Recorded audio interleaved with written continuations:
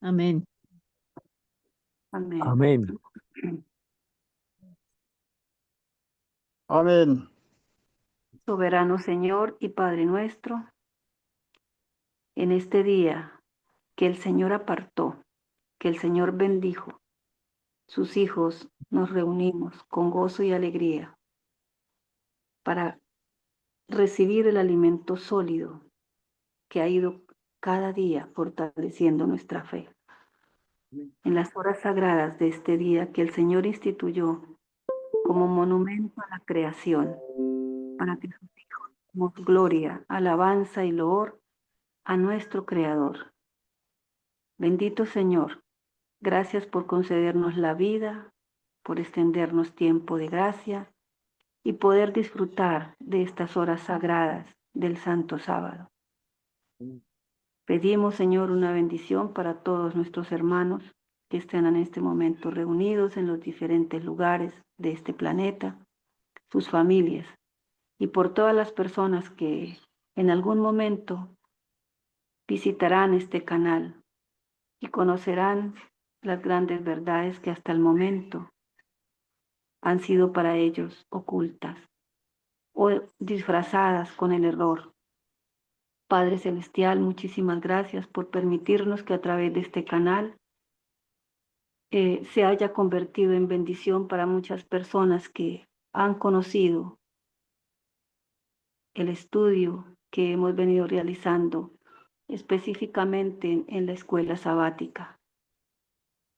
De todo corazón, Señor, damos gracias porque estamos conociendo al verdadero Jesús, al verdadero Cristo, el que no nos va a decir, no nos conoce. Gracias, Señor, porque sentimos alegría y mucha gratitud de poder estar en este grupo con nuestros hermanos, con las familias de ellos y con las visitas que quizás tengan en sus hogares. Señor Jesús, bendícenos al estudiar, permítanos la presencia de su Santo Espíritu para tener el discernimiento, para tener la concentración, para poder tener ese entendimiento que necesitamos para poder compartir estas grandes verdades. Necesitamos, Señor, siempre de su bendición y de su perdón y de su misericordia como seres indignos, como seres que aún tenemos debilidades, tenemos manchas en nuestro carácter. Ayúdanos, Señor. Gracias porque tenemos la certeza de que el Señor está en esa obra con cada uno de nosotros, ofreciéndonos los recursos que Él tuvo a su disposición para obtener la victoria sobre el pecado, teniendo nuestra misma naturaleza. Gracias, bondadoso Señor, las damos en el nombre santo de nuestro Señor Jesucristo. Amén. Amén. Amén. Amén. Amén, gloria a Dios. Hermanita Argenis, un feliz santo sábado, Dios la bendiga. A los hermanos que acaban de ingresar a la sala también. Hermanita Argenis, el tiempo es suyo. Voy a pedirle el favor que vamos hasta las 11 de la mañana. Tenemos 1 hora y 40 minutos para espaciarnos en este maravilloso estudio del verdadero Cristo. Adelante, hermanita, gracias.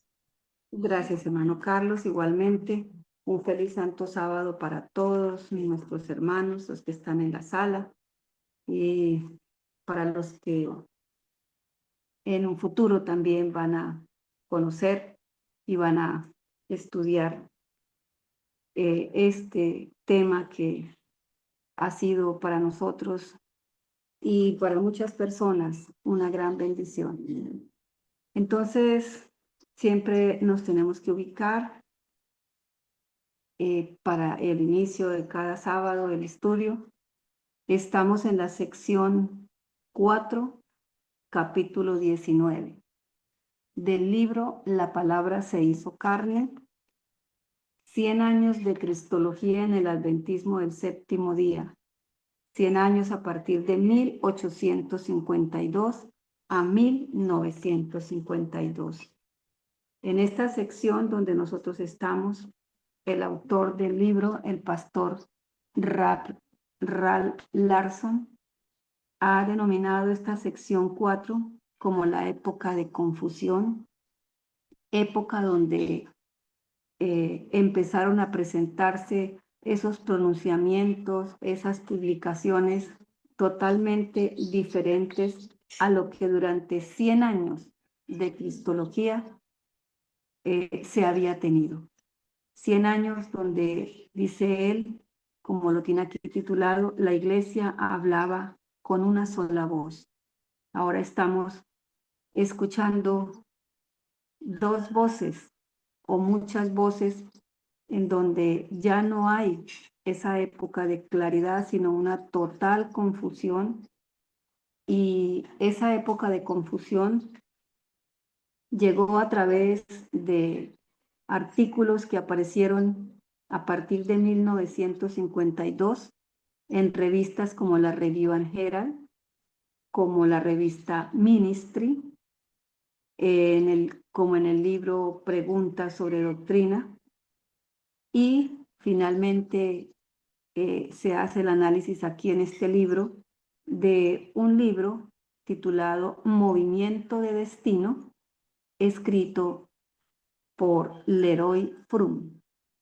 Y estamos precisamente en el análisis de esa evidencia del libro de Leroy Froom, Movimiento de Destino.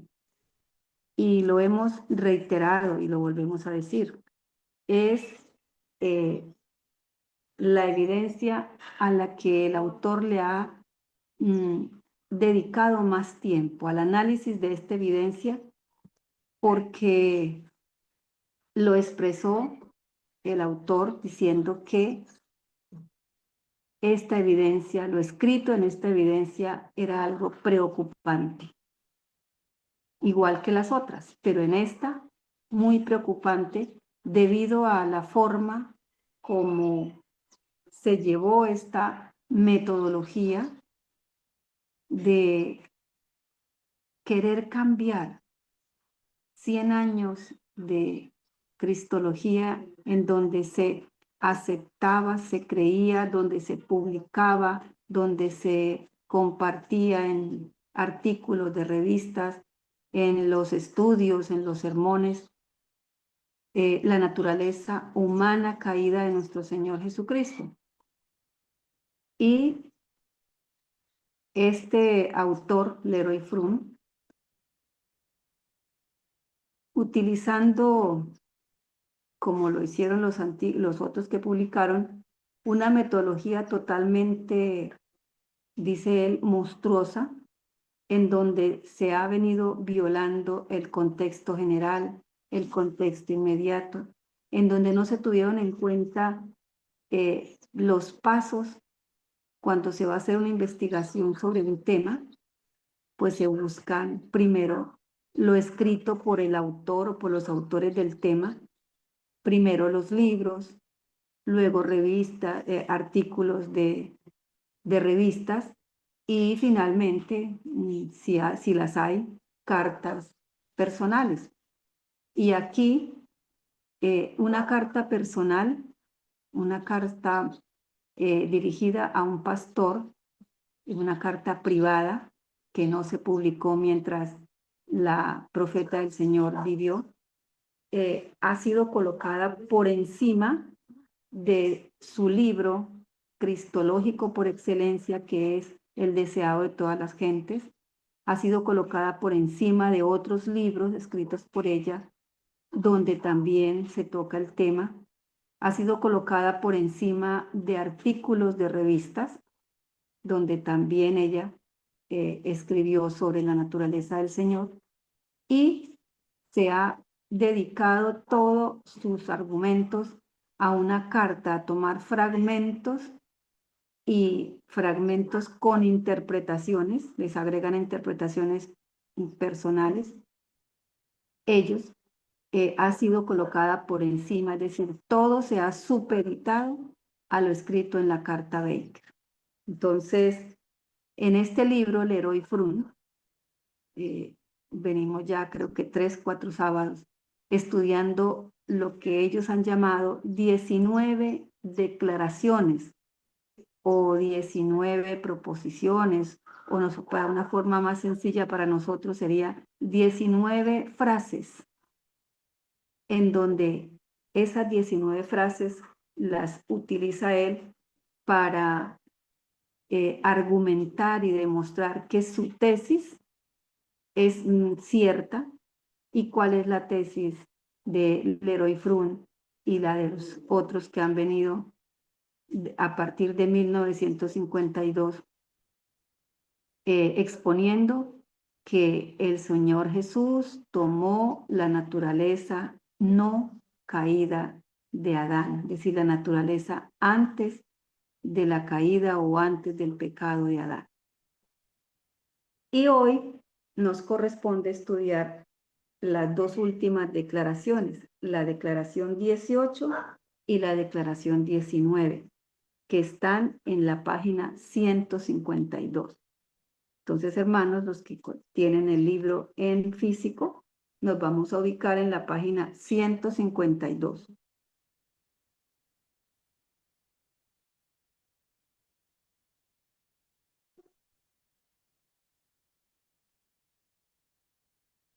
Bueno, en la página 152, Hermanita Argenis, ¿sería tan amable de prender su cámara, por favor?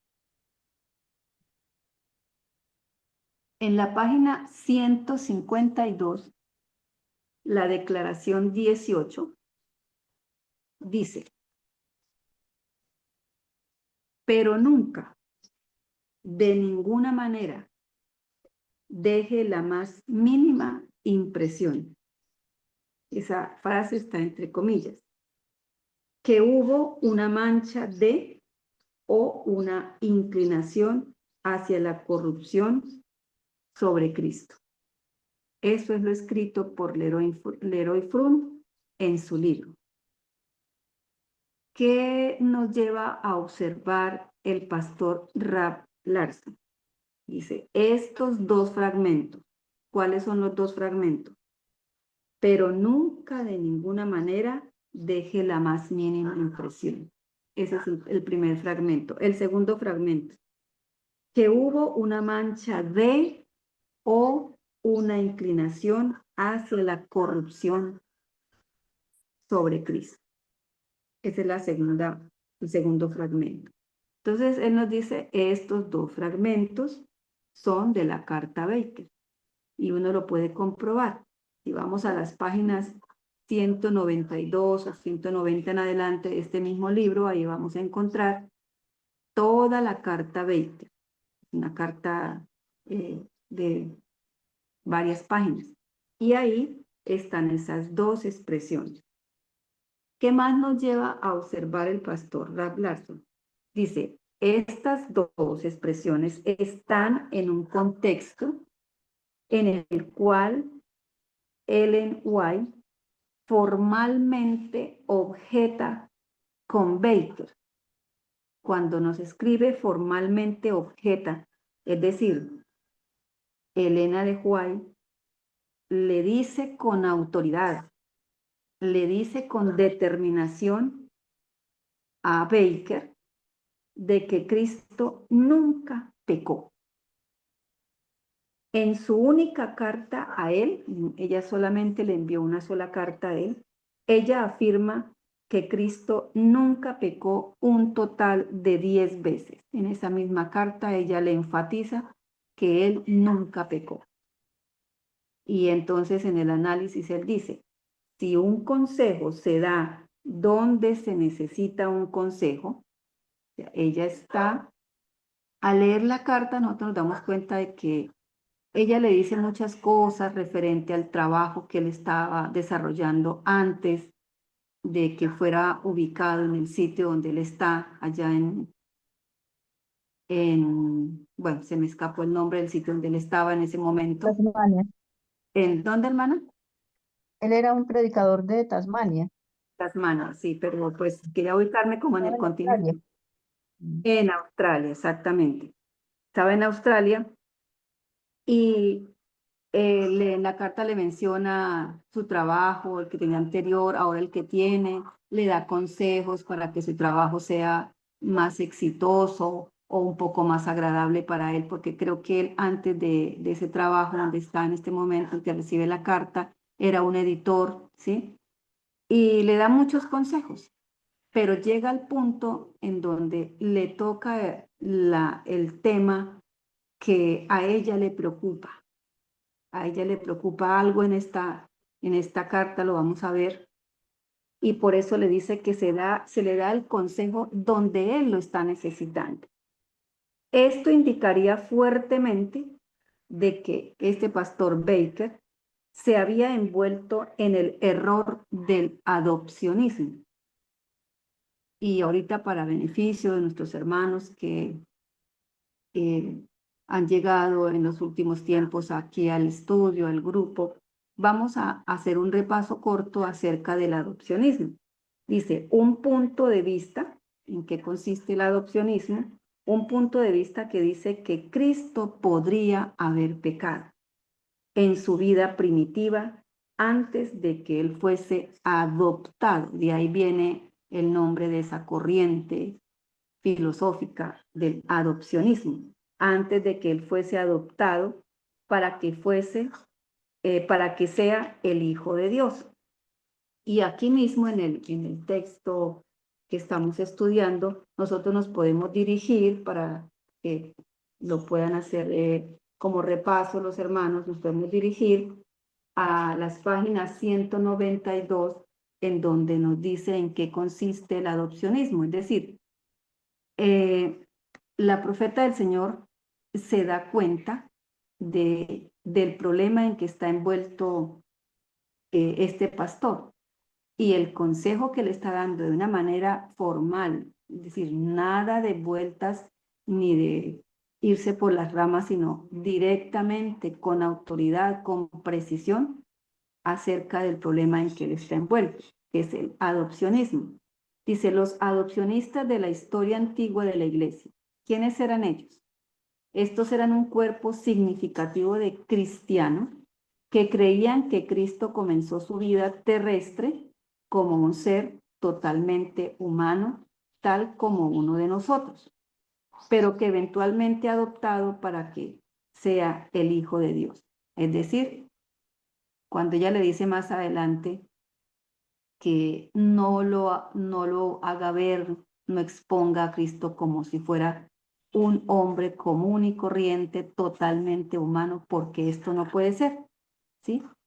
El adopcionismo habla de Jesús, toma a Jesús como simplemente como cualquier hombre que ha nacido en la forma que hemos nacido nosotros, y por eso ella en la carta también le habla del milagro y del misterio de la encarnación, pero que ellos no habrían estado no lo toma en su vida terrestre como un ser totalmente humano, tal como uno de nosotros, pero que fue eventualmente adoptado para que sea el Hijo de Dios. El análisis que el pastor Baker le hace a esta carta, dice que está en estas páginas de la 192 en adelante, dice, me ha llevado a la conclusión de que el adopcionismo fue el error contra el cual Elena de White estaba alertando a Baker. ¿Por qué él llegó a esa conclusión? Por las palabras casi literales que emplea Elena de White y que son las que usan los adopcionistas para exponer su filosofía. Dice, me parece que la construcción colocada sobre esta carta por los intérpretes de Elena de White es completamente artificial y extraña. Una construcción que puede solamente ser hecha ignorando las propias declaraciones del problema. Es decir, los que han querido interpretar las palabras, las frases de esta carta que ella le escribe al pastor Baker, están ignorando cuál era el problema en el cual estaba envuelto el pastor Baker. Es de conocimiento común que los pioneros de la iglesia, recordemos cómo han venido últimamente siendo atacados, pues eso no es nuevo. pero a veces hay momentos en que como que se arrecia ese ataque contra los pioneros de la iglesia. Recordemos que ellos vinieron de una gran variedad de antecedentes religiosos y teológicos, que eso es lo que quieren como resaltar estas personas que se expresan de los pioneros en esa forma tan displicente como lo han venido haciendo. Ellos venían de diferentes denominaciones y en esas denominaciones pues no estaba la verdad. Entonces dice, y que después de la gran desilusión de 1844, ellos dedicaron mucho tiempo y estudio, eso lo sabemos, en el desarrollo de una plataforma de la verdad de la Biblia, sobre la cual ellos pudieran unirse. Esa historia la hemos leído, cómo se fueron agregando, cómo fueron llegando los que hacían parte de ese grupo de estudio con esas verdades que fueron rescatadas mediante el estudio, la oración y la inspiración del Espíritu Santo. Dice, en sus primeras conferencias bíblicas, ellos llegaron a un entendimiento común en relación a la naturaleza de Dios, la naturaleza del hombre, en cuanto al sábado, en cuanto a la justificación por la fe. Pero no llegaron, sin embargo, a resolver con éxito todas sus formas diferentes de entender la naturaleza de Cristo. Eso fue un proceso de estudio hasta que llegó la iglesia a hablar con claridad y una sola voz. Entonces, el adopcionismo consiste en eso, en que Jesús no fue hijo de Dios al nacer, sino simplemente un hombre común y corriente como nosotros. Él nació de una mujer tal como lo hacemos todos los hombres. Aun cuando él pueda haber nacido de una virgen, este hecho no habría tenido ningún significado teológico para los adopcionistas.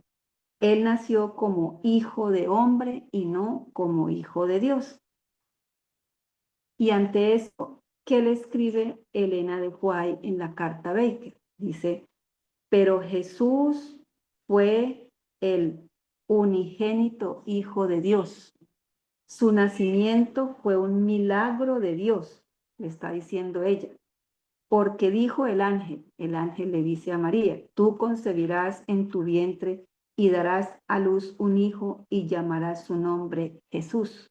Él será grande y será llamado el Hijo del Altísimo, y el Señor Dios le dará el trono de su padre David, y él reinará sobre la casa de Jacob para siempre, y su reino no tendrá fin. Entonces le dijo María al ángel, ¿cómo podrá ser esto si yo no he conocido un hombre? Y el ángel respondió y le dijo, el Espíritu Santo vendrá sobre ti y el poder del Altísimo te cubrirá. Por ello, aquel ser santo que nacerá de ti será llamado Hijo de Dios. Eso le está escribiendo en la carta Baker porque ella se dio cuenta del problema que tenía el pastor Baker y por eso le está dando ese consejo y le repite en la carta Baker que él nunca pecó y se lo repite, dice acá el pastor, unas 10 veces. Entonces,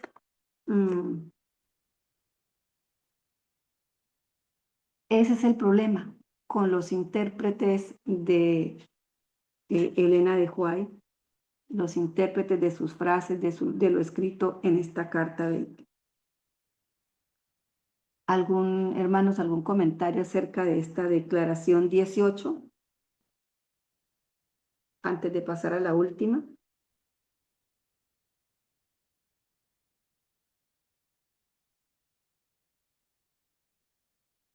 Recordemos cuando ella le dice en otra parte en la carta a Baker, digamos, hagamos otro comentario acerca del adopcionismo. Como Jesús no era hijo de Dios durante su primera fase aquí en la tierra, como viviendo como un hombre común y corriente, dice, es posible que en la primera fase de su existencia terrestre, él hubiera cometido pecado. Y por eso ella le enfatiza 10 veces que Cristo nunca pecó. Pero que después, debido a su obediencia, el Señor Jesús es adoptado como hijo de Dios. Dios lo toma como su hijo y entonces ya se cumple lo que el adopcionismo propone, ¿no?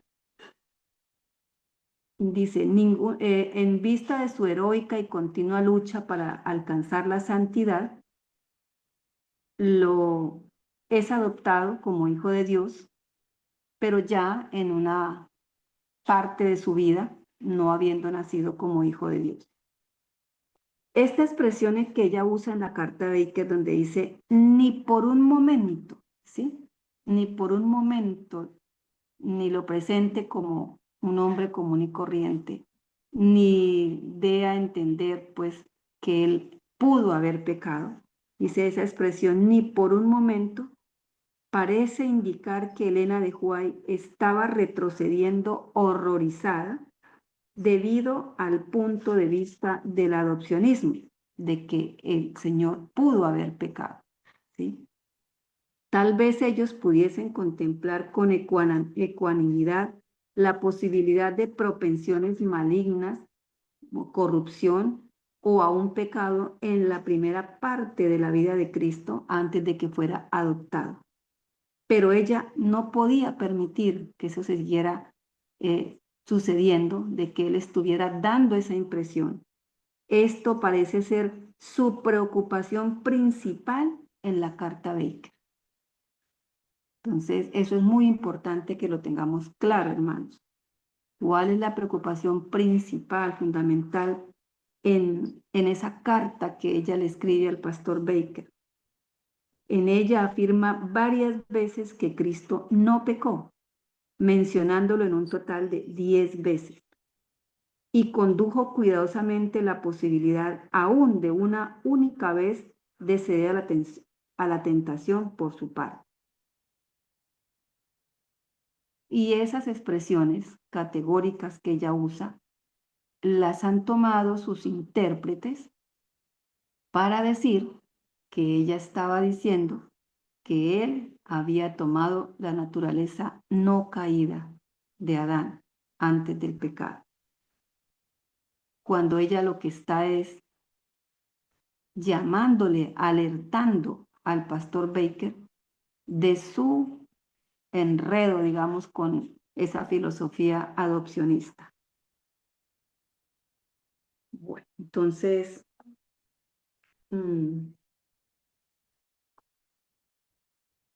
pasamos a la última, hermanos, si hay algún comentario, algún aporte.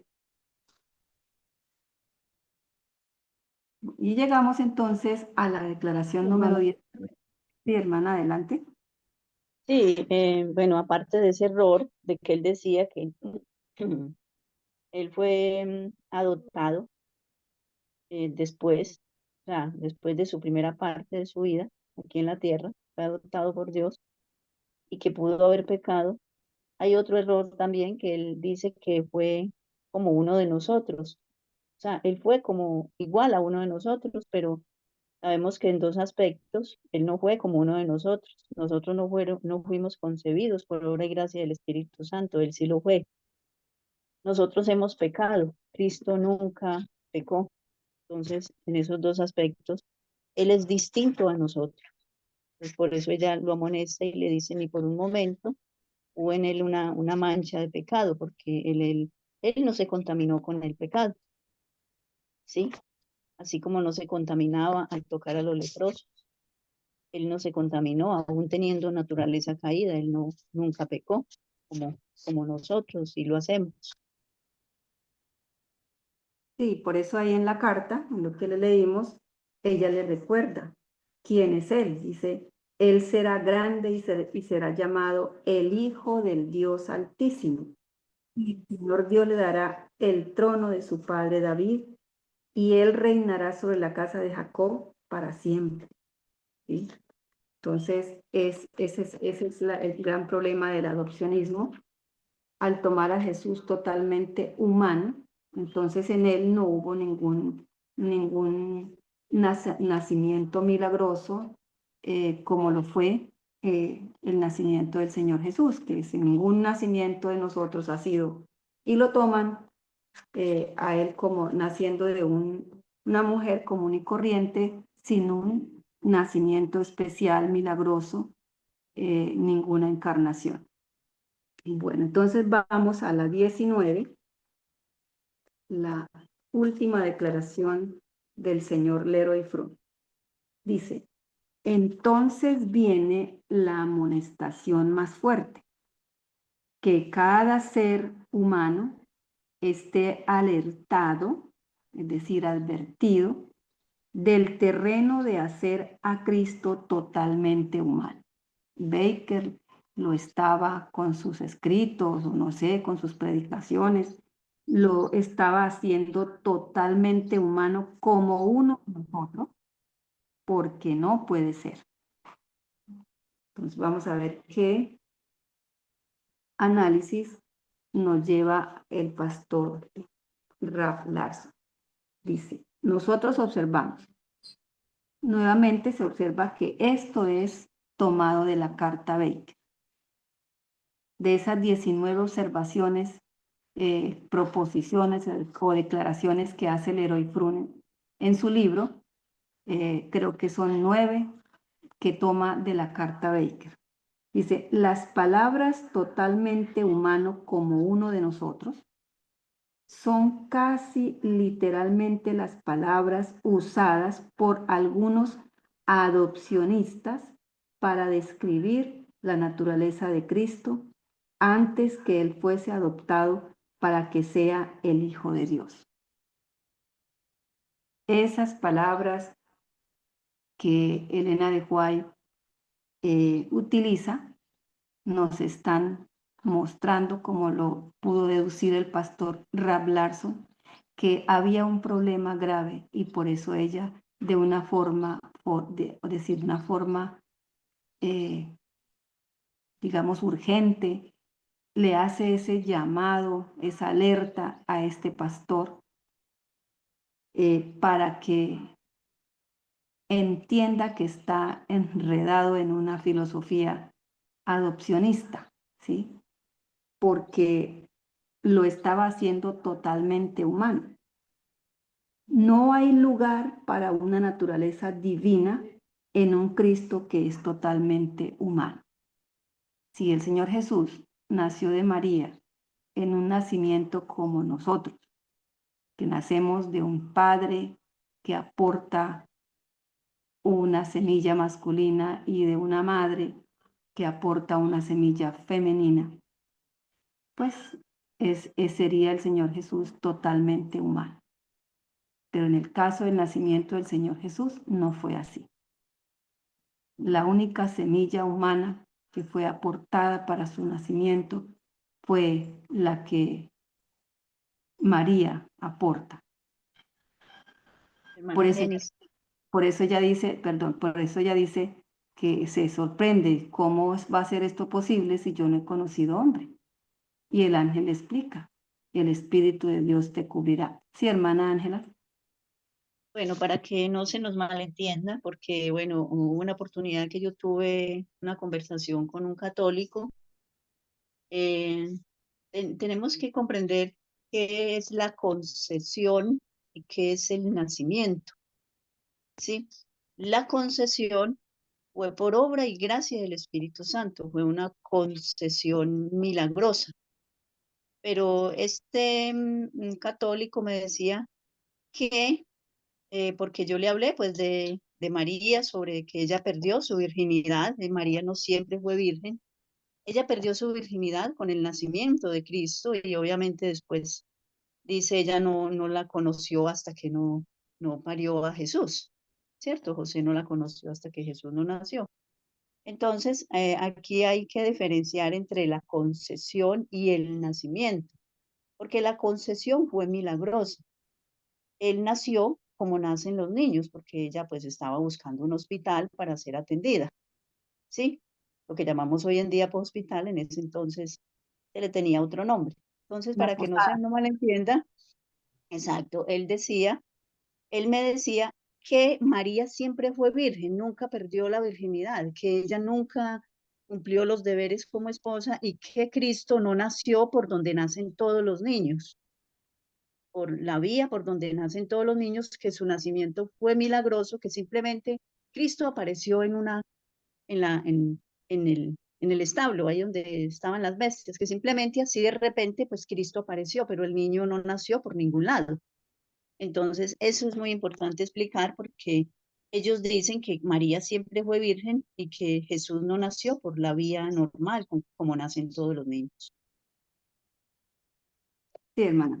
Sí, hermana. Precisamente, pues eso es lo que estábamos acá tratando de explicar, ¿no? Que en su concepción, María es la que aporta, digamos, esa semilla femenina que es el óvulo.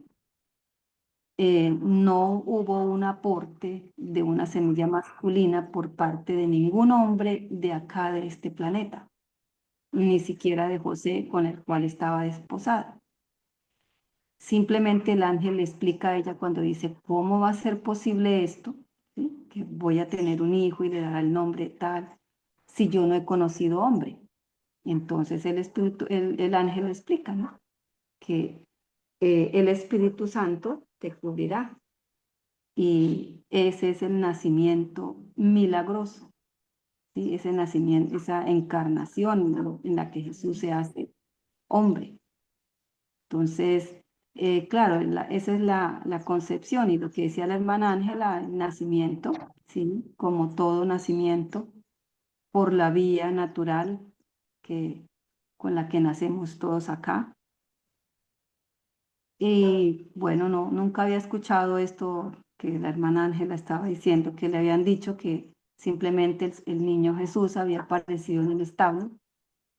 Es como, es decir, eso está echando por tierra todo lo que la Biblia dice y el Espíritu Santo y la Espíritu de Profecía dice de que nace con las mismas debilidades después de 4000 años de que la raza ha sufrido, digamos, todos los efectos del pecado, que fue tentado en todos como nosotros. Es decir, es estar echando por tierra, estar pisoteando lo que dice la Escritura, en el caso de los católicos o de otras denominaciones, y en el caso nuestro, pues estar echando por tierra, pisoteando lo que el Espíritu Santo inspira a Elena de White. Entonces, de esta manera, dice ella, dice el pastor Baker, no hay lugar para una naturaleza divina en un Cristo que es totalmente humano, tal como nosotros. Y Elena de White a menudo se refiere a Cristo como el Salvador divino humano, pero nunca totalmente humano. Entonces es algo que nunca debemos olvidar y siempre exponer ante las personas que estemos hablando de este tema. El Señor nunca dejó de ser Dios, simplemente como lo dicen las referencias bíblicas, dice que el Señor vistió o revistió su divinidad con humanidad. No dice la abandonó, la dejó, dejó de ser, no, vistió, revistió su divinidad con un manto de humanidad, es decir, 100% divino, 100% hombre. Ella lo llama como el Salvador divino humano. De esta forma hemos llegado al estudio de estas 19 declaraciones escritas por Leroy Froom para argumentar su tesis, su teoría de que el Señor Jesús tomó la naturaleza no caída de Adán antes del pecado. Si nosotros o si cualquier persona nos hubiese traído esas 19 frases sin nosotros haber conocido la carta Baker, su escrito total, sin haber hecho este análisis acerca del adopcionismo, sin haber conocido cuál era la gran preocupación y el punto central de esta carta, es posible que las personas acepten lo que sus pastores, sus líderes están diciendo acerca de la naturaleza del Señor Jesús, de que fue una naturaleza no caída. Pero gracias a Dios nosotros tenemos ya suficiente argumento. Dios nos ha permitido, es una bendición muy grande poder estar estudiando esta doctrina ya un año, porque estuve revisando en el canal desde cuándo habíamos empezado y el estudio de esta doctrina, y fue desde junio del año pasado. En junio del año pasado empezó el hermano Carlos a darnos como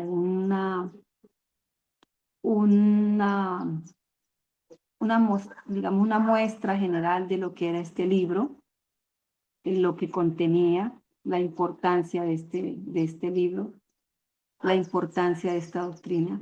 Después vino el hermano Carlos Andrés e inicia con el estudio de la terminología que debemos tener claro sobre qué es pecaminoso, qué es pecaminosidad, sobre las pasiones y propensiones naturales, biológicas, sobre las pasiones o propensiones malignas y otros términos que debemos tener siempre claro.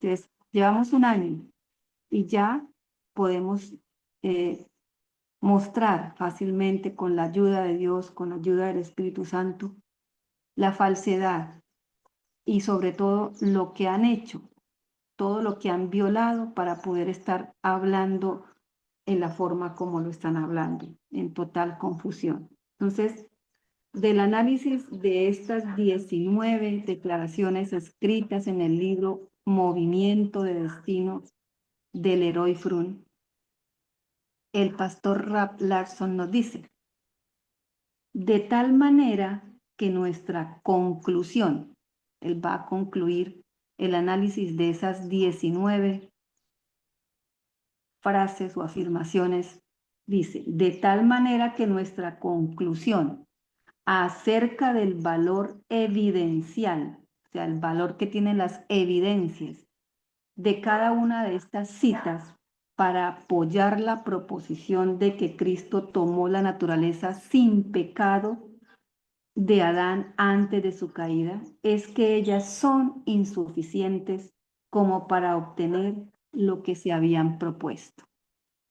Son proposiciones insuficientes, además de insuficientes, más adelante vamos a ver y más atrás hemos visto que además fallan en la metodología, están fallando al violar el contexto general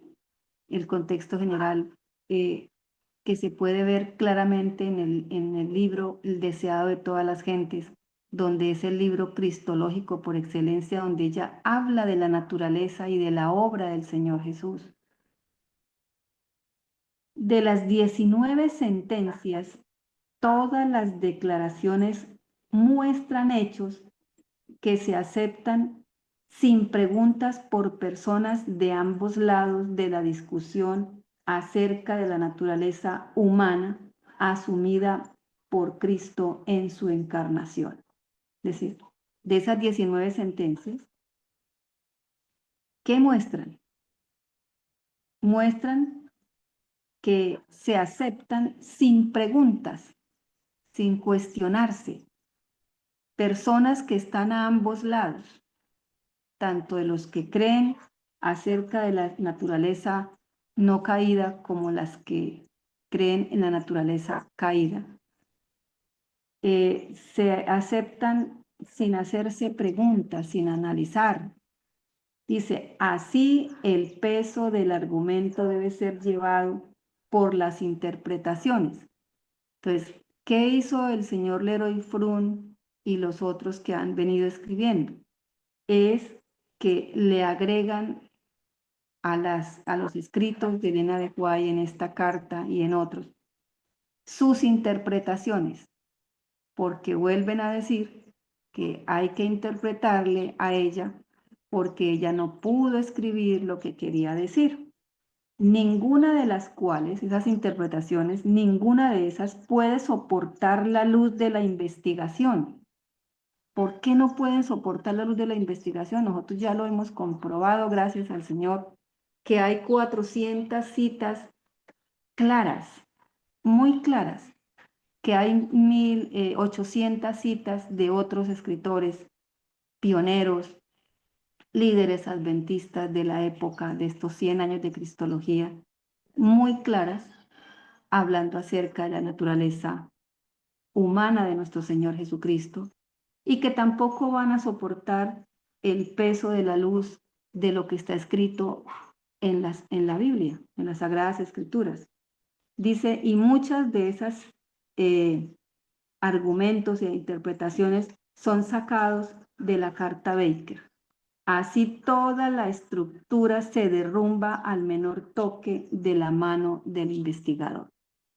Todo fue en su gran mayoría sacado de la carta Baker. Es decir, todo se supeditó a una carta personal sin tener en cuenta los demás escritos de la autora, que hay suficientes escritos para supeditarlo a unas frases mal interpretadas por ellos, dejando a un lado cuál era digamos, el problema central. ¿Por qué le dirige la hermana White esa carta a este pastor?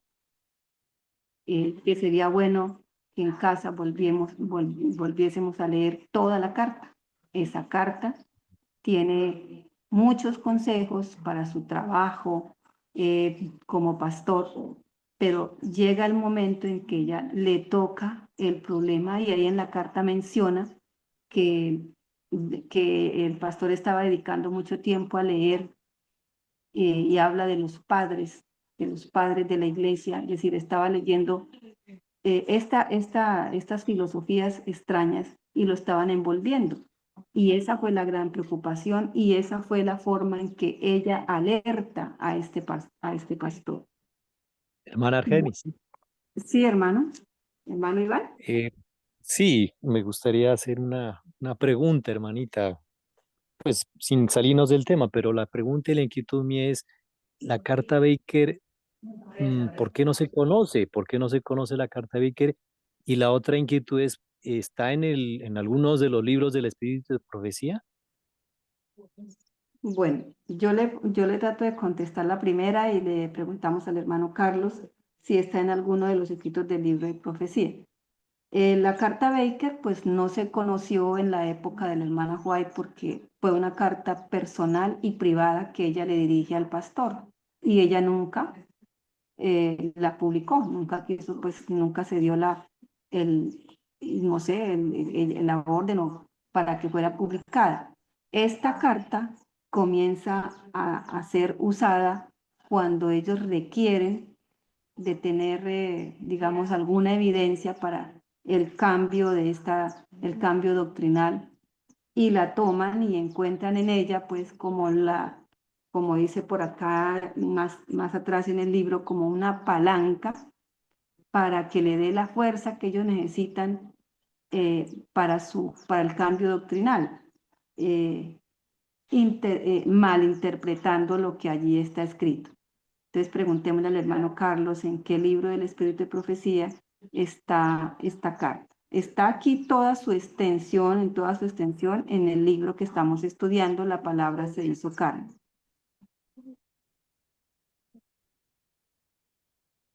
Hermana Argenis, gracias. Bueno, cíteme por favor usted ahí que tiene a mano la página en ese mismo libro donde se encuentra la carta Baker. Bueno, hermano Iván, la carta Baker, como lo acaba de afirmar la hermana Argenis, es una carta personal que se dirigió a él, ¿cierto? El contexto de la carta Baker, obviamente lo hemos estudiado a profundidad.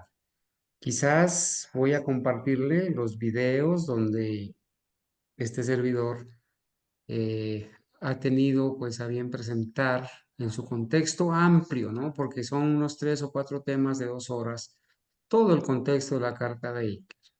Sí, con Sí, tres. hermana Argenis, vamos a la página. vamos a la página 183, que cuando empieza la carta dice manuscrito liberado 414. Exactamente. 183, ¿cierto? Sí, señor. Bueno, muy bien. Aquí está entonces, quizás un poquito más. Aquí está. Aquí está. Apéndice A. Dice, el texto total de la carta Baker, ¿no? Aquí, hermano Iván, yo le envié PDF y le envié en físico el libro, este libro que estamos estudiando. La palabra se hizo carne, usted va a tener la oportunidad de estudiarlo allí detalladamente, ¿sí? Aquí está el contexto, 1895 en Tasmania, ¿cierto? Todo lo que se conoce del pastor Baker, W.H. Baker, el contexto de todo lo que se escribió y por acá se cita exactamente dónde está, ¿sí? Manuscrito liberado 414. Allí, hermano Iván, va a encontrar usted la carta que la hermana Joaí le envía de manera personal a un pastor que había o que estaba enseñando absurdos sobre el Señor Jesucristo. Entonces, para no salirnos del tema, voy a sugerirle que revise por ahora esta página, ¿cierto? Esta página del libro 183, mientras le llega el libro en físico, en el PDF, y allí usted va a encontrar todo el contexto y toda la carta completa que está ahí en el manuscrito liberado. Bueno, eso por ahora, Gracias, hermano hermano. Iván. Y también voy a enviarle los videos que están en el canal El Remanente, en el canal auxiliar El Remanente, donde este servidor tiene, no sé si de pronto, hermana Argenis, permítame un ratito aquí, donde este servidor tiene escrito, permítame un ratito, vamos. Quienes quieran ir al canal auxiliar, ahí tenemos, porque este canal de YouTube, los jesuitas de las redes sociales, cuando identifican algunos términos o palabras o temas que van en contra de la bestia, del feminismo, de todo eso, de las vacunas, pues nos lo cierran, ¿no? Tenemos un canal aquí que es auxiliar. Cuando usted va allí, mm, permítame, bueno, no soy muy ducho en esto, pero sí voy a enviarles entonces,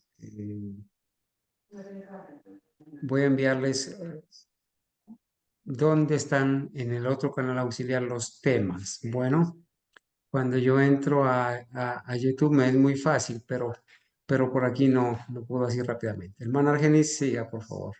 Bueno, hermano, gracias. Gracias, hermano, por tu pregunta. Hermana,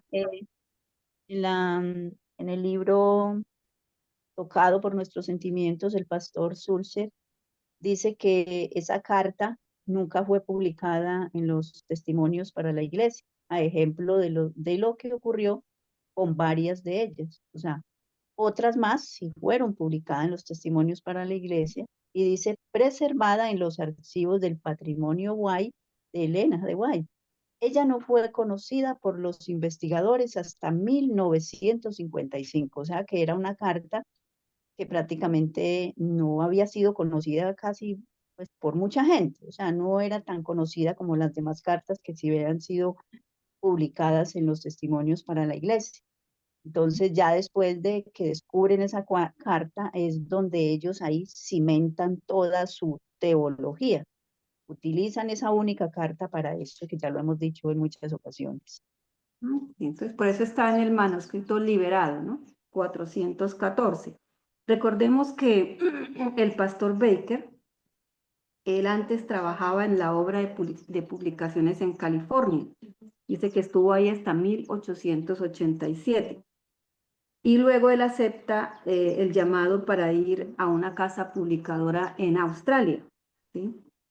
Allá, cuando ya termina esa parte de trabajar en la obra publicada en Australia, pues entra en la obra pastoral evangelística en Tasmania.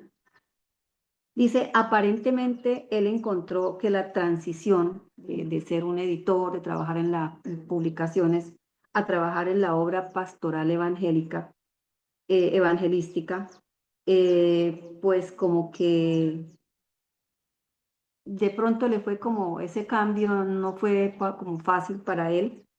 Y entonces dice, aparentemente él encontró que la transición de las actividades más académicas de escribir y publicar y la predicación pública y la enseñanza de casa en casa era mucho más difícil. Y al término del año 1895, Elena de White le escribe una carta dándole consejos y ánimo. La carta, tal como fue liberada por el White State, está copiada en este apéndice, acá en estas páginas de la 183 en adelante. De sus 13 páginas, son 13 páginas las de esta carta, 10 y apenas una fracción de la 11 son consejos profesionales, prácticos, material rico que debiera ser estudiado con provecho para cualquier ministro del Evangelio.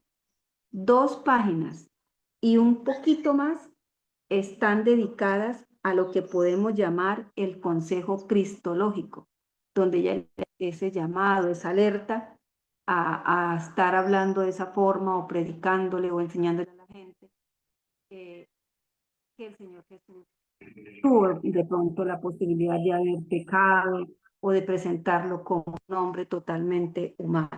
Entonces dice, apenas 2 páginas y un poquito más de esa carta están dedicadas a lo que podemos llamar un consejo cristológico. Y de ahí para adelante entonces viene el texto total de la carta. En medio de este texto vienen análisis que nos hace el pastor Baker. Entonces volvemos a nuestra página. El hermano Carlos me dijo que hasta las 11. Volvemos a la página 153. Página 153 del texto. Sí, Bueno, hermanita, avance, avance y sí, alrededor de las 11, cerquita de las 11 podemos terminar. Avance tranquila.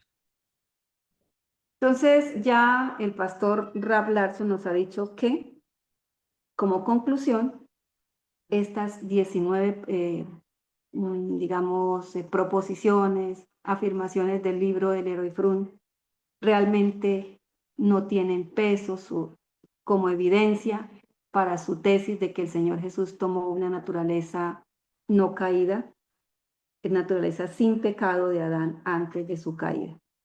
Ahora tenemos que considerar, dice él, un esfuerzo semejante para persuadir a Elliot J. Wagoner para que diga que Cristo vino en la naturaleza humana no caída de Adán.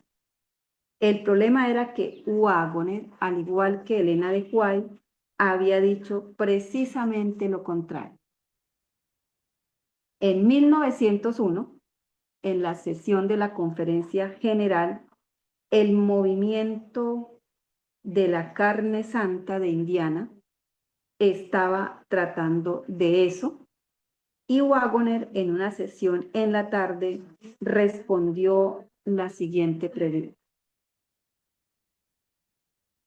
¿Fue ese santo ser, para no decir como dice ahí, cosa santa, fue ese santo ser nacido de la Virgen María, nacida ella, ¿no? En carne pecaminosa, y tuvo esa carne las mismas tendencias malignas con las cuales nosotros tenemos que contender? Esa pregunta le fue hecha a Wagoner. Wagoner respondió con un resonante sí a ambas preguntas, ¿no? Y desafió a sus oyentes a asegurarse de que estuviesen realmente fuera de la Iglesia romana. ¿Por qué desafió a los oyentes a que se aseguraran de que estuviesen realmente fuera de la Iglesia romana? hermanos. ¿Por qué? Aquí, ¿por qué el pastor Larson nos escribe esta partecita?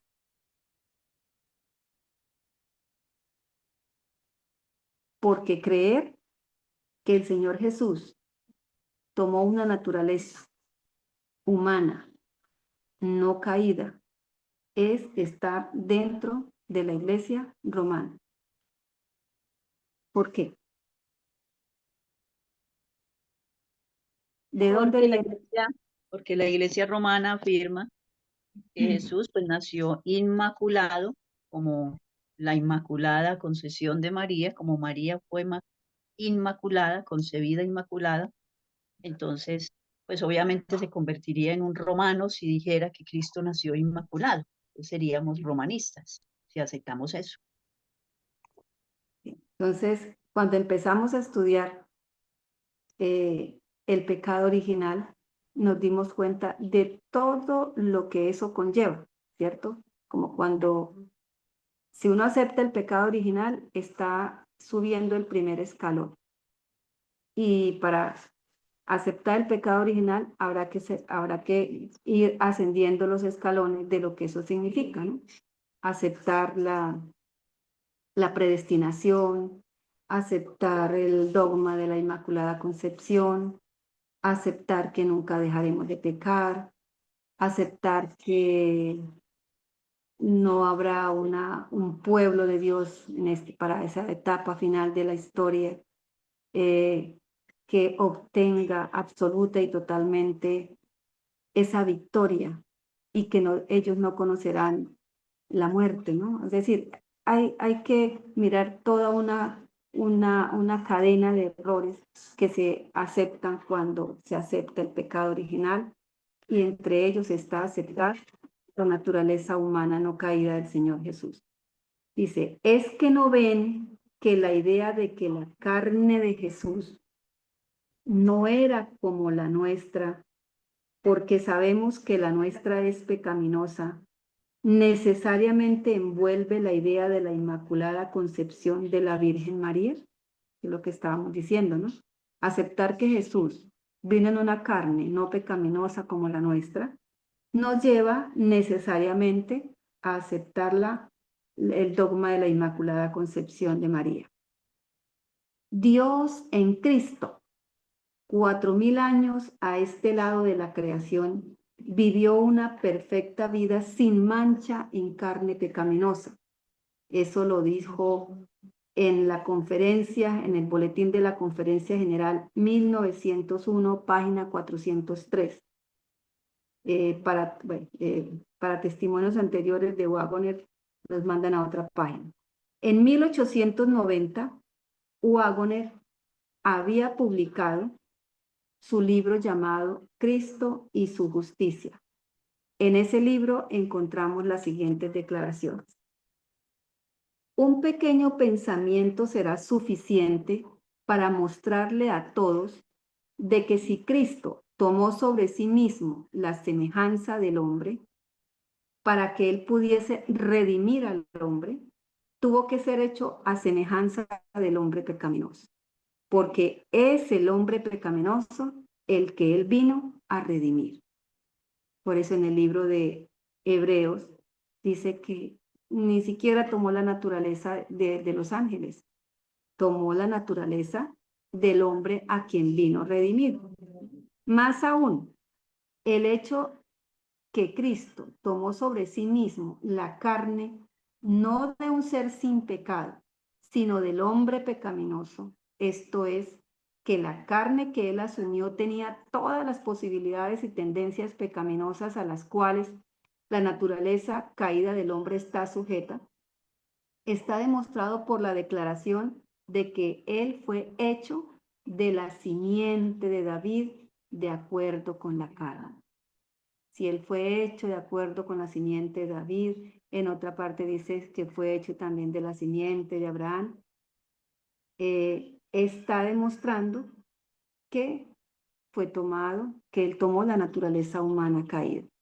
Nuestro bendito Salvador, dice Waggoner, descendió él mismo voluntariamente al nivel del hombre pecaminoso. Y si queremos recordar lo que significa ser hecho de la simiente de David o ser hecho de la simiente de Abraham, nosotros nos podemos remitir a la página 106 de este libro y ahí vamos a encontrar una explicación muy ampliada y podremos explicarle a otras personas qué significa ser hecho de una simiente, ¿no? En este caso de David o de Abraham. Y ahí tendremos que volver a recordar que si somos hechos de una simiente, pues tenemos, digamos, los genes, que los ancestros, nuestros ancestrales han venido, esos genes, esa herencia ha venido compartiéndose a través de las diferentes generaciones.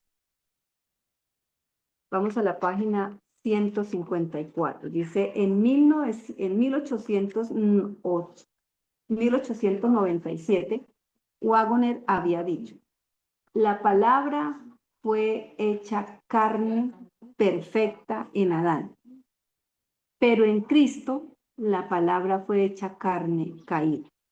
Entonces, la naturaleza humana de Adán fue una naturaleza impecable, no caída, pero la palabra fue hecha carne en Jesús como carne caída. Cristo descendió hasta el fondo y ahí la palabra es carne, carne pecaminosa. Eso está en el Boletín General de la Conferencia en la página 27.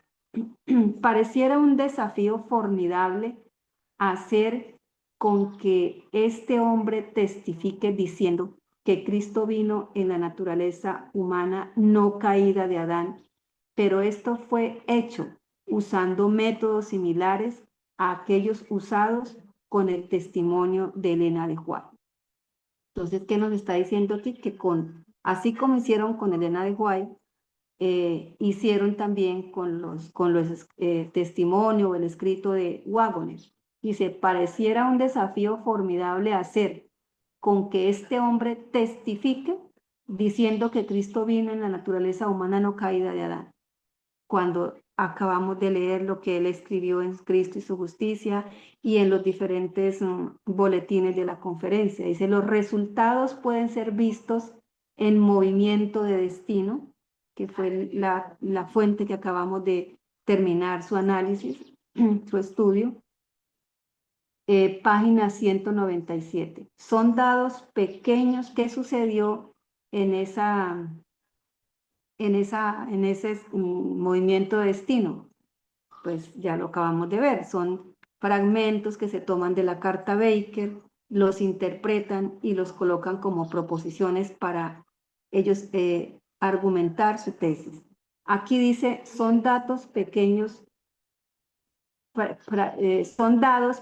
fragmentos de las declaraciones de Waggoner y son ligados con la palabra vicariamente, una palabra que Waggoner no usó y que no podía ser adecuadamente aplicada en ningún caso a este mensaje. Ya también en este libro encontramos en páginas anteriores el estudio de lo que significa utilizar la palabra vicariamente, cuál es su uso correcto y cuál es su uso incorrecto. En este caso, cuando la aplican a los escritos de Elena de White o a los escritos de Waggoner para hablar sobre la naturaleza humana del Señor, la utilizan vicariamente como queriendo decir que realmente el Señor Jesús no tomó una naturaleza humana, no pudo ser nuestro sustituto, que lo hizo de una forma fingida, ¿sí? No real. Ese es el uso que le están dando. A través de la cláusula no obstante, recordemos que en la proposición número 14 que acabamos de estudiar el sábado anterior, la proposición número 14 o 17, es la 17. En la proposición 17 de Leroy Froom dice, no obstante, Cristo tomó la naturaleza del hombre después que la raza había vagado durante 4000 años desde el Edén y de su estado original de pureza y honradez. Ese no obstante quiere decir, bueno, a pesar de que el Señor Jesús tomó la naturaleza humana después de que la raza había vagado durante 4000 años de pecado, Él tomó fue la naturaleza no caída, ¿sí? No caída de Adán. Entonces dice, a través de la cláusula, no obstante, el escritor nuevamente cae en la desconcertante afirmación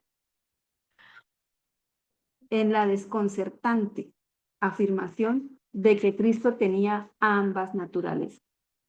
Ahí al usar en esa declaración 17 del Leroy Frun, está diciendo implícitamente que tomó las dos naturalezas, cuando emplea esa expresión no obstante, ¿sí? Que nosotros, yo les había colocado un ejemplo el sábado anterior donde dice, el equipo jugó bien, no obstante, a pesar de que perdió el partido, ¿cierto? El equipo jugó bien, no obstante, perdió el partido. Si perdió el partido, no jugó bien, ¿sí? Algo falló. Entonces aquí está diciendo lo mismo. A pesar de que el Señor Jesús tomó la naturaleza humana no caída de Adán, no obstante, a pesar de que la raza había vagado ya durante 4000 años de pecado, el Señor Jesús tomó la naturaleza caída. Entonces, ¿qué está queriendo decir? Que Él tenía ambas naturalezas, una no caída y una deteriorada, para así poder desvirtuar algunas declaraciones de Waggoner.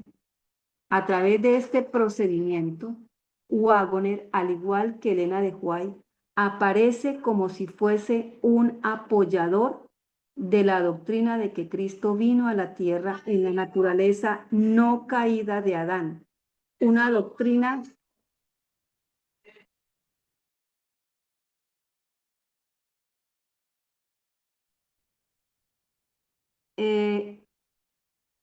a través de este procedimiento, Waggoner, al igual que Elena de White, aparece como si fuese un apoyador de la doctrina de que Cristo vino a la tierra en la naturaleza no caída de Adán, una doctrina que ambos habían rechazado firmemente. Por esta y muchas razones, él siempre habla de que la metodología empleada fue una metodología monstruosa y le dio otros calificativos que en este momento se me escapan. Acá habla de unas afirmaciones desconcertantes para producir, lo único que han venido produciendo estas cosas ha sido lo que el pastor llama a esta época confusión. Confusión, total confusión. Eso es lo que hay en la mente de las personas que no han podido entender, a pesar de que sean líderes estudiados con títulos, con especializaciones y demás, una total confusión si es que no lo han entendido o simplemente quieren llevar ese tipo de confusión a sus feligreses, ¿no? Entonces, esa es lo que ha sucedido también con los escritos de Waggoner, lo mismo que hicieron con los escritos de la hermana White en esa carta. El estudiante haría bien, esta recomendación nos la ha dado varias veces durante el estudio el pastor Rab Larson. Dice, el estudiante, cada uno de nosotros somos estudiantes, haría bien en comparar cuidadosamente el propio mensaje de Waggoner con la presentación hecha en las páginas finales de este capítulo, ¿sí? Porque ahorita más, en el próximo sábado, nosotros vamos a mirar unos escritos de Waggoner y vamos a ver cómo podemos comparar los escritos de Waggoner, los escritos de la hermana White, con lo que nosotros estudiamos en la sección 3 de este libro. La sección 3 son los 100 años de Cristología, los 100 años donde las 1200 declaraciones fueron únicas, en total unidad y claridad en cuanto a la naturaleza del Señor Jesús. Dice, en el mismo volumen, en la página 428, el doctor Fromm destruye la creencia de que Cristo tomó la naturaleza caída del hombre, llamándola una posición errada de una minoría. No tienen argumentos, no tienen más que metodologías defectuosas y afirmaciones desconcertantes. Y entonces dicen simplemente esa posición de la naturaleza humana caída del Señor Jesús es la posición errada de una minoría, que cuando estudiamos lo sucedido en esta época de las reuniones de los evangélicos con estos líderes adventistas, en el libro El terremoto evangélico y en las cartas que escribió el pastor, a cartas a las iglesias, hablan de una minoría lunática, y se los llama como los lunáticos, como algo despectivo, ¿no? Entonces, esa posición errada de una minoría, y continúa diciendo que Elena de White apoya la verdadera posición de que Cristo tomó la naturaleza de Adán antes de la caída. Nosotros tenemos ya, por la misericordia del Señor, lo repito, lo reitero, material suficiente para poderle demostrar a cualquiera de estas personas que Elena de White no apoyó la posición de ellos, nunca. Dice, el estudiante tal vez quiera comparar estas razones que me están dando ellos con el material provisto en la sección 3 de este libro. La sección 3 va del capítulo 9 al capítulo 14. ¿Y qué encontramos en la sección 3, hermanos? Una gran cantidad de citas de Elena de White y los pioneros afirmando la verdadera naturaleza caída que Cristo tomó. Lo que pasa es que estas personas siempre se fijan en los números. No, es que la mayoría no puede estar equivocado, solamente son unos poquitos lunáticos que están equivocados, pero no ha sido así siempre, porque recordemos la historia de todo lo que ha pasado, que siempre han sido un puñadito. Siempre han sido un puñadito el remanente de Israel. Gracias, hermano. Y sí, y esas masa, ese volumen de evidencias, 400 del Espíritu de Profecía, 800 de los pioneros. Lo que pasa es que como también, como ya ellos tienen, fueron llevados a tener ese prejuicio hacia los pioneros de que no fueron inspirados, de que apostataron, ¿sí? Entonces, ya con eso tienen para aceptar lo que se les está enseñando. Dice, así la iglesia ahora habla con dos voces. Durante 100 años, de 1852 a 1952, la iglesia habló con una sola voz. Fueron 100 años de cristología. Dice, así la iglesia ahora habla con dos voces, desde que fue inaugurada la época de la confusión.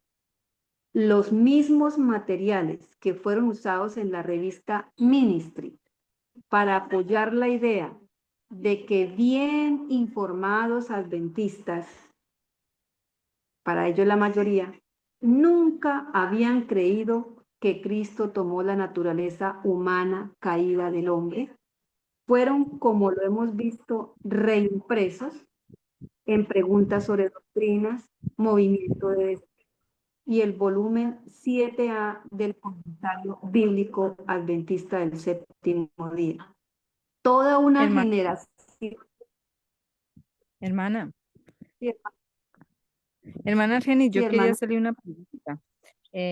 Acerca de lo que usted estaba mencionando, usted hablaba acerca de que el libro deseado de todas las gentes, allá hay algunos, no sé si capítulos No se enteros le o escucha, apartes. hermana Ruth. Aló. Sí, hermana, adelante, yo le escucho bien. Sí, bueno. Usted está hablando acerca de la humanidad de Jesús. Entonces, mencionaba, en algún momento mencionó del libro deseado de todas las gentes, donde hay algunos apartes que hablan acerca de la humanidad de Jesús. ¿Usted me podría hacer el favor y me dice en qué capítulos está? Hermanita, no tengo en este momento aquí el libro en la mano, ¿sí? Pero Ajá. yo te los puedo enviar a su WhatsApp, ¿sí? Bueno, hermana, muchas gracias. Y es el libro que se le ha dado, digamos, como ese calificativo, ¿no? El libro cristológico por excelencia, en donde fue escrito para mostrarle al mundo entero la obra de Jesús, su naturaleza, quién fue Jesús antes de venir aquí a la tierra, quién fue cuando vino aquí a la tierra y su obra, ¿sí? Dice, entonces, ellos hablan de que es una posición errada de una minoría y que los que creen en la naturaleza humana no caída son un grupo, son la mayoría de adventistas bien informados. Entonces nos dicen, toda una generación de obreros de iglesias adventistas han crecido creyendo que esta es toda la verdad en relación a esta materia. Quiero suponer honestamente que este trabajo incitará a tales obreros a darle una mirada más detenida a esta situación. Y digamos, este deseo de este pastor Rab Larson, pues se ha venido cumpliendo, porque yo creo que después de estudiar y de analizar y de volver a repasar y de poder entre nosotros como grupo que estamos estudiando, al darle esta mirada detenida a esta situación, no vamos a ser movidos por este viento de doctrina. Se supone que el estudiante no querrá continuar antes de examinar los materiales mencionados en los libros anteriormente citados, ¿sí? Entonces ahí está el caso de la hermana, creo que es la hermana Irma, que quiere mirar esos libros que aquí se han venido mencionando, no solamente el deseado de todas las gentes, sino los que estas revistas que se deben también encontrar, lo que está publicado en Preguntas sobre Doctrinas, que es un apéndice que hay al final del libro, ahí también está publicado esto y lo hemos estudiado acá en el canal, en el grupo. Se supone que el estudiante no querrá continuar antes de examinar los materiales mencionados en los libros anteriormente citados. ¿Cuáles? Preguntas sobre doctrinas, movimiento de destino y el volumen 7 del comentario bíblico adventista del séptimo día. Como estas son obras normales que están disponibles en cualquier biblioteca de un colegio adventista del séptimo día, me gustaría que el estudiante evaluara por sí mismo la oportunidad de estudiarlos cuidadosamente. Sus características más importantes son, ¿sí?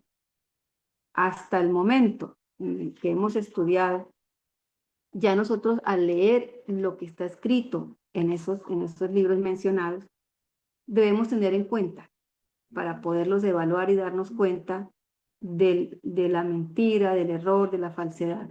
Debemos tener en cuenta. Ellos le dan poca importancia a los registros históricos en relación al consenso de las creencias cristológicas de los adventistas del séptimo día, aun cuando es verdad que son hechas tentativas para arreglar las declaraciones de Elena de White y de Waggoner dentro de la estructura de las creencias cristológicas calvinistas, el testimonio de una hueste de otros testigos que incluyen presidentes, vicepresidentes, secretarios de conferencia general, presidentes de unión, editores de la Review and Herald, editores de Signos de los Tiempos y muchos otros, es simplemente ignorar. Eso es algo que debemos tener en cuenta. Para ellos la parte histórica no es para tenerla en cuenta. Pasan por encima de estos 100 años de cristología que no fueron por minoría errada, porque aquí nos está hablando de una hueste de testigos. No eran miembros comunes y corrientes, no eran presidentes, vicepresidentes, editores. Entonces, como lo dice acá, una hueste de testigos. Eso es echado a un lado, esa parte histórica.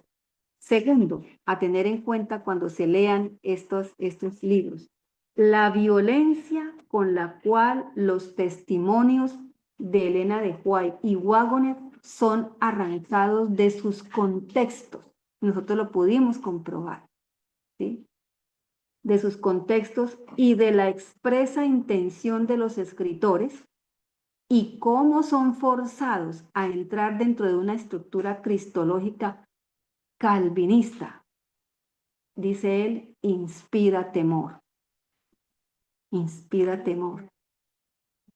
Son forzados, es violado el contexto general de los libros escritos por Elena de White, por Waggoner. Es violado el contexto inmediato. Es violado los pasos lógicos para lo que ellos llaman hermenéutica. Acá nosotros la cambiamos por, digamos, por investigación.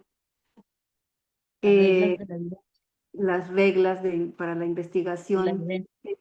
que son tenidas en cuenta para cualquier tipo de investigación, así no sea de tipo religioso, ¿sí? Cuando un estudiante o un joven va a hacer su tesis de grado, debe seguir unas normas, ¿sí? Que van de lo mayor a lo menor. Aquí fueron de lo menor a lo mayor.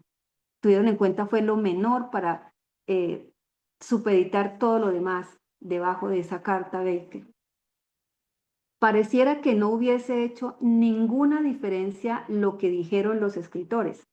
Es difícil imaginar qué tipo de declaración cristológica hubiese sido necesaria para que pudiese,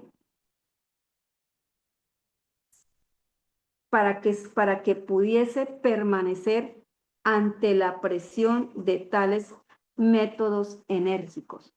Considere, por ejemplo, la declaración de Elena de White en la página 49, hermana, ahí le va dando, hermana Irma, una ubicación en la página 49 del deseado de todas las gentes. Ahí va a Hermana encontrar, Ruth.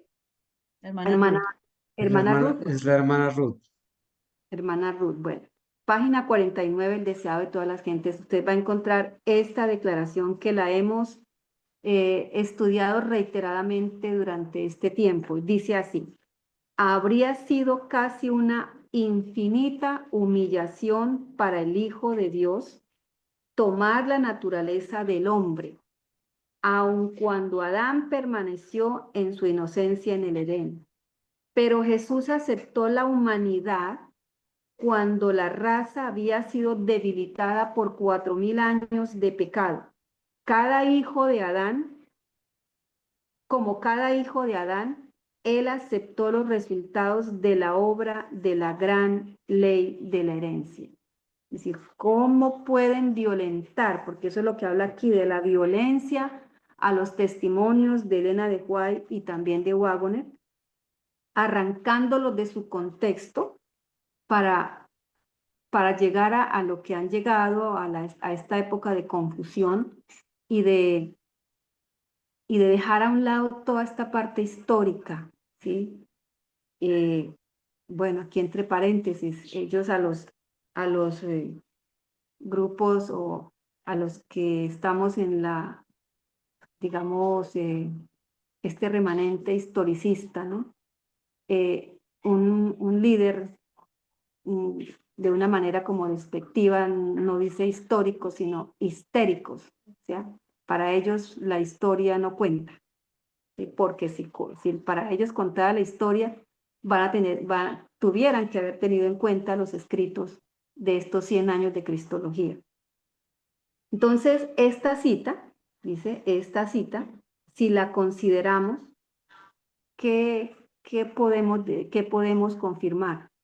La segunda característica que nos está diciendo el pastor Rab Larson, que han violentado esos testimonios, han sido arrancados de sus contextos y forzados a que la iglesia o esta corporación entre en una estructura cristológica calvinista, porque eso es lo que creen los calvinistas, el mundo evangélico, una naturaleza no caída. Si estas palabras, las que acabamos de leer, pueden significar que Cristo vino en la naturaleza no caída de Adán, nosotros acabamos de leerla, ¿y será que nosotros podemos decir entonces que estas palabras significan que Cristo vino en la naturaleza no caída? Pues ellos la están diciendo, ellos lo están tomando así. Cuando la misma Elena de White dice, como cada hijo de Adán, él aceptó los resultados de la obra de la gran ley de la herencia. ¿Y cuál es esa obra de la gran ley de la herencia? ¿Qué heredamos cada uno de nosotros? ¿Qué heredamos? La naturaleza caída de Adán y Eva, de cuando Lo ellos que, cayeron, cuando se lo que degradó nos su naturaleza. lo que nos transmiten nuestros padres. Tenemos en nuestro cuerpo, en nuestra mente, lo que está determinado en los genes que ellos nos transmitieron, ¿cierto?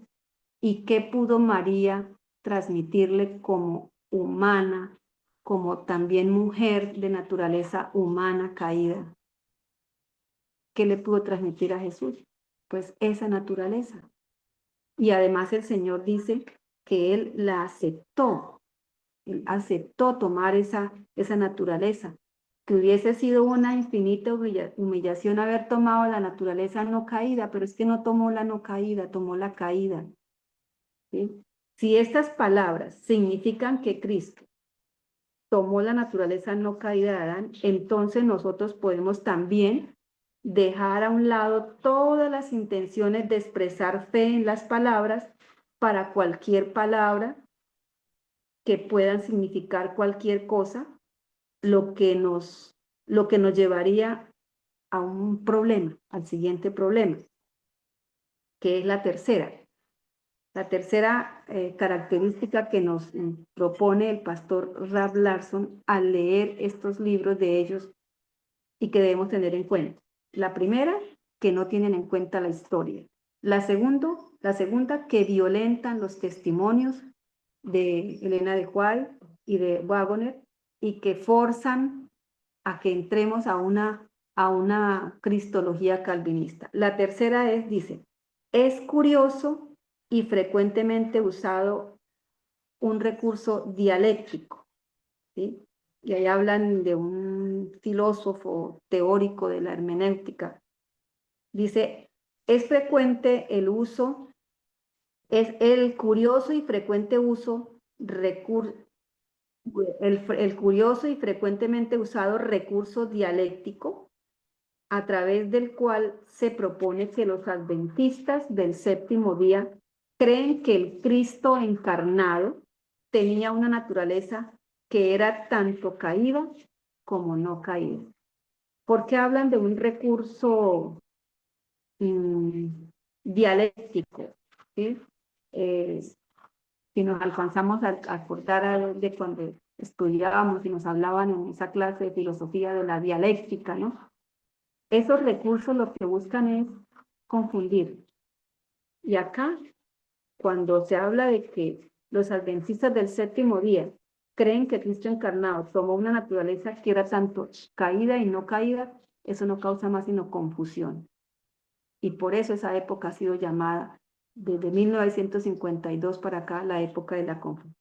El estudiante observará que el padrón o el patrón de ese modelo fue establecido por F.D. Nicholl en la revista, o Nicholl, en la revista Review and Herald de 1952. ¿Qué escribió en esa revista este señor? Dice, los adventistas creen que Cristo, el último Adán, poseía en su lado humano una naturaleza como aquella del primer hombre, y que esa naturaleza estaba en desventaja por los efectos debilitantes de 4000 años de incursiones pecaminosas en el cuerpo del hombre y en su sistema nervioso.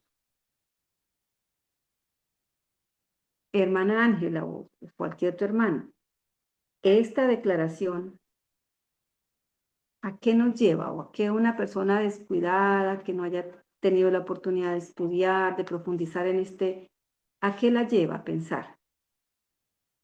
Y se Bueno, los ha- lo que él está afirmando acá es que solamente Cristo tomó del hombre caído, solamente tomó la parte humana, o sea, lo que llaman muchos debilidades externas, como el hambre, el cansancio, la tristeza, el sufrimiento, solamente eso, pero la interna no, que es la naturaleza espiritual. Entonces, por eso ellos ponen a Cristo a tener, como en la parte humana, a tener dos naturalezas, la, la caída y la no caída. La caída es solamente en la parte física y la no caída es en la parte espiritual solamente. Entonces ponen a tener a Cristo dos naturalezas, aparte de que ya tiene pues la divina. Entonces, en Cristo hay tres naturalezas según ellos. Naturaleza divina, Él es divino humano, naturaleza caída y naturaleza no caída. Bueno, vamos a dejar acá porque ya el tiempo se nos fue. Entonces, yo cuando leo esto, digo, los adventistas creen que Cristo, el último Adán, poseía en su lado humano, una naturaleza como aquella del primer Adán. Pero acá no dice cuál naturaleza aquella del primer Adán, si antes o después, ¿cierto? Y luego dice con puntos suspensivos, quiere decir que hay más que no aparece escrito ahí, y que esa naturaleza estaba en desventaja por los efectos debilitantes. ¿Cuál naturaleza estaba en desventaja por los efectos debilitantes de 4.000 años de pecado? Pues la Según ellos. naturaleza humana caída, ¿cierto?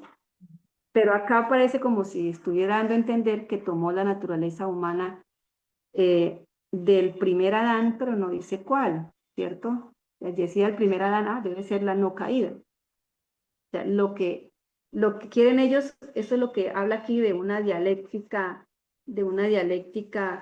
que el uso de las palabras, como las acomodan, como toman de un lugar y toman de otro, lo que hace es llevar a confundir, a la confusión. Entonces, el próximo sábado, con la ayuda del Señor, nos permite estar nuevamente reunidos, vamos a seguir analizando los puntos que nos da el pastor Rab Larson a tener en cuenta cuando leamos alguno de esos libros, y también va a seguir explicándonos lo que conlleva el uso de esa dialéctica, ese recurso dialéctico que lo que hace es confundir. El uso de palabras y de la ubicación de esas palabras lleva a confundir qué es lo que ha pasado durante estos años desde 1952 para adelante. Entonces, hermanos, muchísimas gracias por haber estado en la escuela sabática, por sus aportes, por sus preguntas. Y vamos a terminar. Vamos a pedirle el favor a nuestra hermana Ruth, que por favor nos despida en oración y oremos por el estudio que sigue. Les vamos de rodillas. Vamos a orar.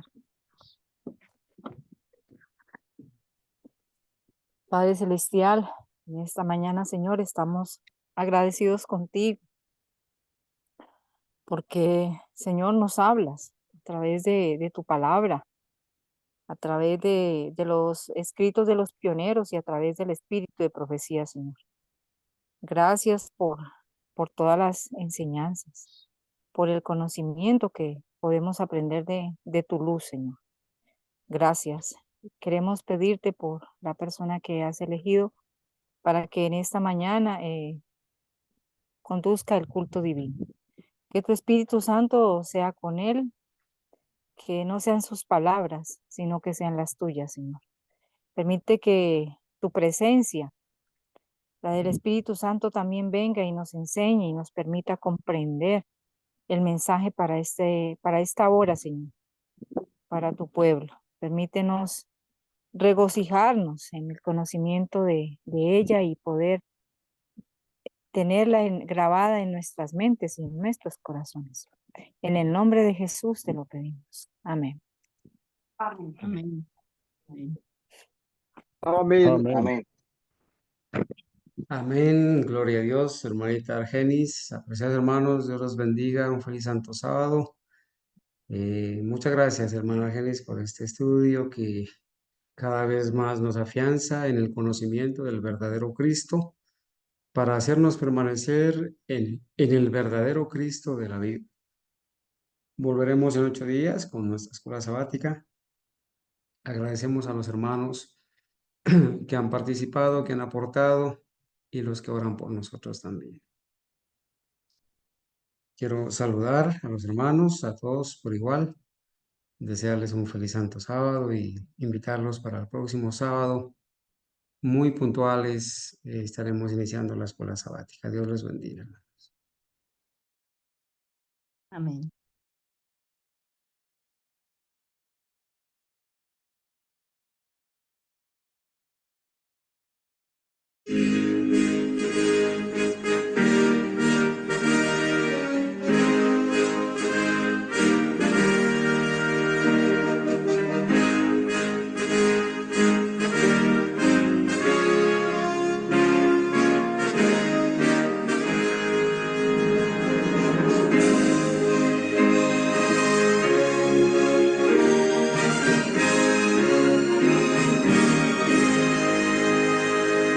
Siervos de Dios, la trompeta a tocar, Cristo muy pronto vendrá.